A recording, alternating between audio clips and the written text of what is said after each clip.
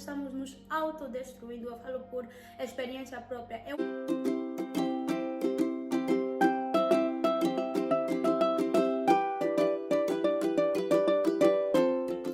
Então, pessoas, eu vim falar sobre a ansiedade, um mal que tem atacado a humanidade nos dias de hoje. Por quê? Porque nós estamos a viver momentos muito difíceis, que é a pandemia para todo mundo está vivendo com esse mal que corrói a vida de muitos jovens e não só. Percebi que a ansiedade, ela é como se fosse uma criança que faz birras. Quanto mais nós estamos dispostos a alimentar a birra dessa criança, mais nós estamos destruindo ela. Por quê? Porque nós estamos tornando essa criança como se fosse um monstro. Para pais e mães que educam crianças sabem o que é isso. Quanto mais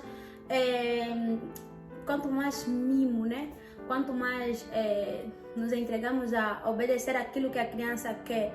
Imagina uma criança que quer um objeto cortante. Nós sabemos que essa criança não pode. Por quê? Porque primeiro que ela não tem capacidade de pegar um objeto cortante devidamente e porque ela não está na idade, né, para pegar esse objeto cortante.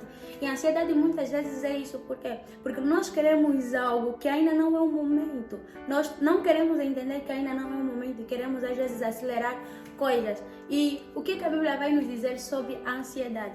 Sara, a mulher de Abraão, ela recebeu uma promessa de Deus que ela teria um filho, mas como todas as coisas, quem recebe promessa sabe que às vezes não corre como nós pensamos. Porque nós pensamos que Deus prometeu hoje vai se cumprir daqui a um mês ou 2 dias mais. Mas Sara passou anos esperando essa promessa, mas ainda não era tempo de Deus cumprir essa promessa para Sara e Abraão. O que aconteceu? Sara, na sua ansiedade, Sara pega uma mulher, ou seja, uma concubina para Abraão. Mas a Bíblia vai dizer que quando esta mulher, que era serva de Sara, que estava sob o controle de Sara, ou seja, Sara era a senhora de Agar, ela começou a se comportar mal. Por quê? Porque ela viu que ela tem filho do dono da casa, então ela se tornou como se fosse a senhora-chefe da casa.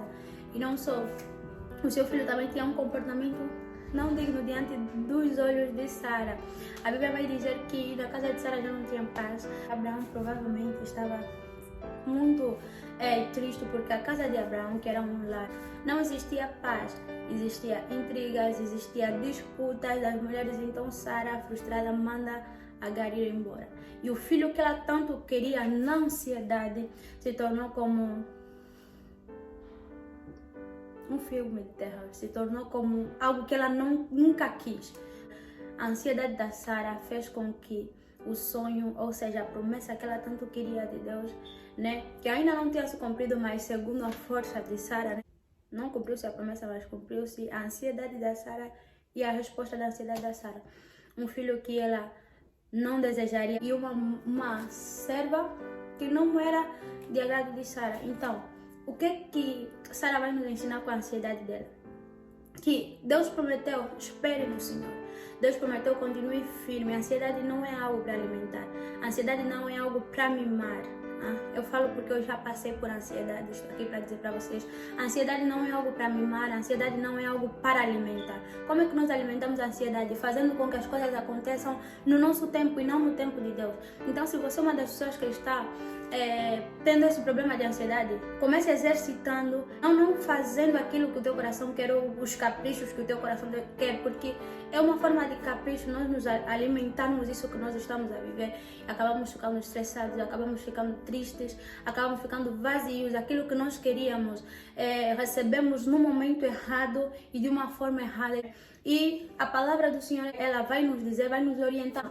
Filipenses capítulo 4, versículo 6. Não sejamos ansiosos ou não estejamos ansiosos por coisa alguma, mas antes que os nossos pedidos sejam feitos diante de Deus em oração, né, e em súplica, que nós nos dobramos diante de Deus e pedimos para que Deus assim cumpra aquilo que Ele quer fazer na nossa vida, porque quanto mais nós queremos alimentar a ansiedade em nossa vida, mais nós estamos nos autodestruindo. Eu falo por experiência própria, é uma autodestruição para a nossa vida.